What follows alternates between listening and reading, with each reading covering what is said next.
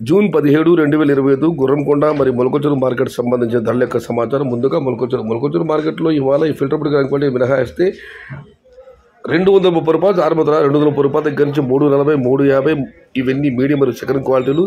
Number 1 super top and top fine క్వాలిటీలు ₹360 దగ్గర నుంచి ₹4, ₹420, ₹430 టాప్ అండ్ టాప్ ₹455.